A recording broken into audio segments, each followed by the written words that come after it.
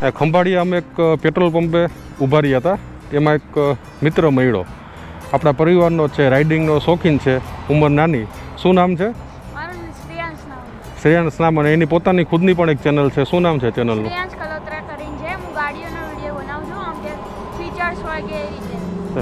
રાઇડિંગનો શોખ કે નહીં? અત્યારે ઉંમર કેટલી? લાયસન્સ આવી જાય પછી પાકું ને? એમાં સાથે રહેજે, આપણે જાસી પાકો. મજા આવી મળીને. Thank you. અત્યારે તમે ખંભાળિયાથી નીકળી ગયા છીએ. ટાઈમ લગભગ 1:45 થયો છે. ખંભાળિયા પેટ્રોલ પંપે ઊભા હતા. એ શ્રેયાંશ નામનો છોકરો મળ્યો, ખૂબ મજા આવી.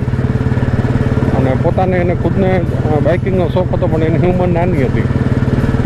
આવી રીતે કોઈક મળતા રહે એટલે અમને ખુદને કે આ જે બાઇકર લોબીમાંથી હોય એને ખુદને એક પ્રોત્સાહન મળે કે ના, આપણે આવું કંઈક કરીએ.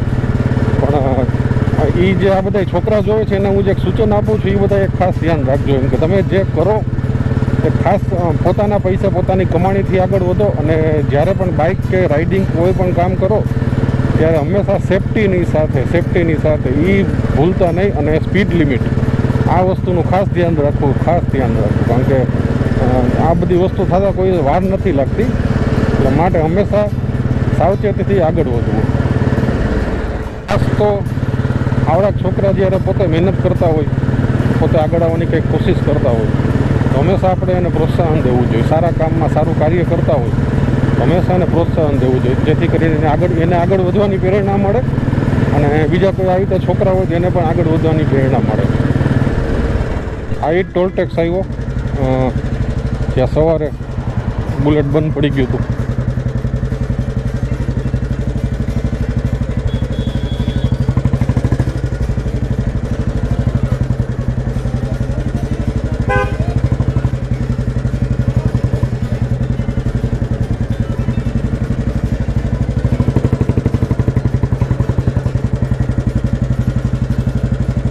આ જગ્યાએ જ એક્ઝેક્ટ બંધ પડ્યું હતું. અને કુદરતની દયાથી બધું સરસ ગોઠવાઈ ગયું. અહીંયા બંધ પડ્યું હતું. એ આગળ હું ગેરેજે લઈ ગયો. એ ભાઈ, એક ભાઈના નંબર આપ્યા, એની સાથે ખૂબ મજા આવી. એનાથી ભલે કામ નથી, પણ એ માણસ ખૂબ સારા હતા. પછી એણે બીજા ભાઈનો કોન્ટેક આપ્યો. એ પોતે આવીને બિચારા લઈ ગયા. એને પોતાને રમઝાન મહિનો ચાલુ હતો, તોય રવિવાર હતો અને બધી દુકાનો બંધ હતી, છતાં એણે પોતે ખૂબ મહેનત કરી. અને મહેનત કરીને સાંજ સુધીમાં મને બુલેટ કમ્પ્લીટ કરી દીધું. આવા માણસો પણ હોય છે દુનિયામાં. ખરેખર અને કુદરતી મદદ આપણને ગમે ત્યાંથી મળી રહે. આપણને હેરાન ન થાય. ભલે થોડા ઘણા હેરાન થયા એ અલગ વસ્તુ છે, પણ વધારે આપણે એવા હેરાન ન થયા. બધા આવી રીતે મદદ આપણને મળતી ગઈ.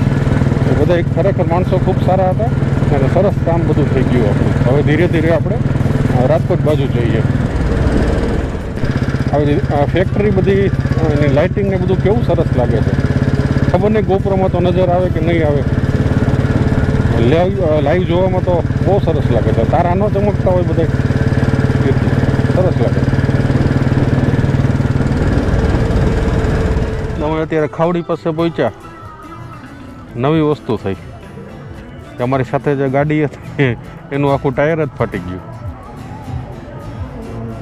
અને બીજા સરસ સમાચાર એ છે કે આની પાસે સ્પેર વ્હીલ નથી. અત્યારે હવે અમે સ્પેર વ્હીલને કંઈક ગોતવા જાય છીએ. જોઈ શું મળે છે, થઈ જશે કંઈક. આ વખતે તો ટૂરમાં મિત્રો ખબર નહીં શું થયું, એક પછી એક પ્રોબ્લેમ જ બધી આવી રાખે છે. પણ વાંધો નહીં, એક્સપિરિયન્સ બધું આમાંથી જોવા શીખવા મળશે. બીજું તો આપણે શું કરી શકીએ આમાં, જેવી કુદરતની ઈચ્છા. તો અત્યારે તો ટાયર ગોતીએ આપણે, કંઈક મળી જાય તો. રાતનો ટાઈમ છે, મોડો એટલે થોડીક શક્યતા ઓછી, પણ છતાં કંઈક ટ્રાય તો કરવી પડશે. એના વગર તો હાલે એમ નથી. હવે અત્યારે ત્રીજી દુકાને આવ્યા.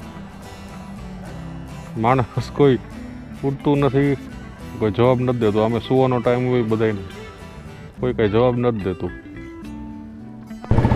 અત્યારે સિક્કાથી અમે નીકળ્યા. ટાયરનું જે ગાડીમાં ટાયર ફાટ્યું હતું એનું કામ થઈ ગયું અત્યારે.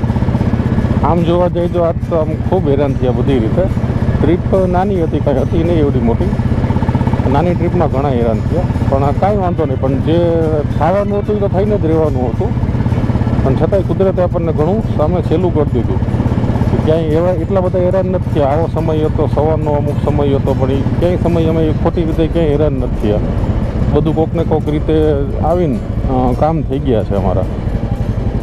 આ સિક્કા બધા કન્ટિન્યુ શું છે, બધા જાગ્યાથી રાત્રે મોડા સૂતા હતા. બધું કામ હતું નાનું મોટું, અને સવારે 3 સાડા 3 વાગે તો ઉઠી ગયા હતા બધા. એટલે લગભગ 24 કલાકથી ઉપરનો ટાઈમ થઈ ગયો, કોઈ સૂતા નથી.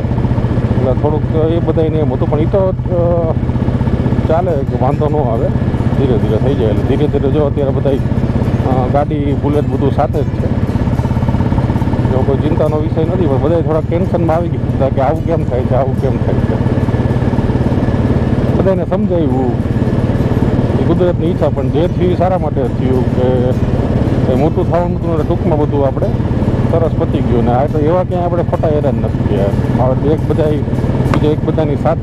એકબીજાની સાથે હતા, અને બધું આસાનીથી બધું સરસ થઈ ગયું.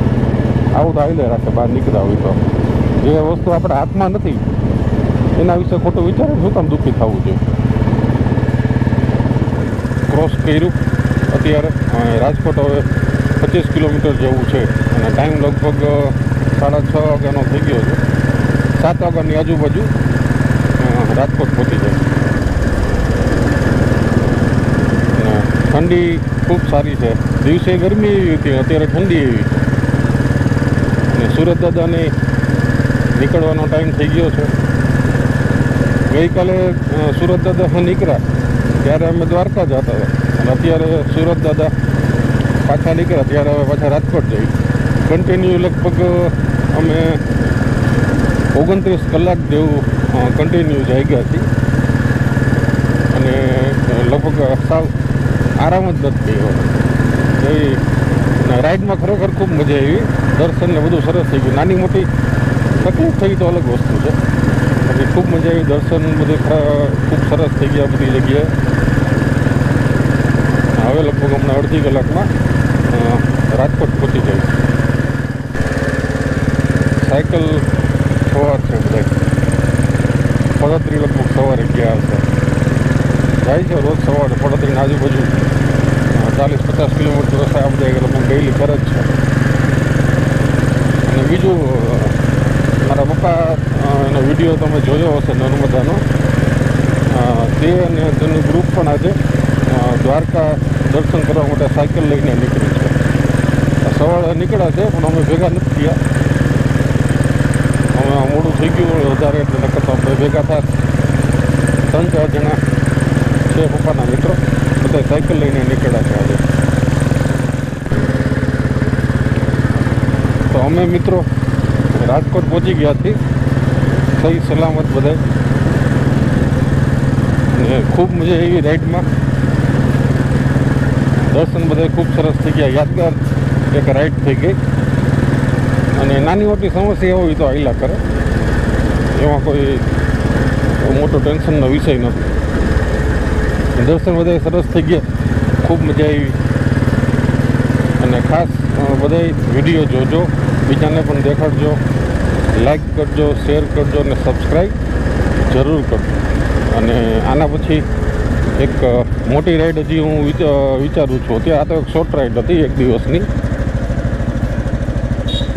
હજી મોટી રાઈડ આખી એક વિચારું છું, અને એમાં પણ બધાને ખૂબ મજા આવશે.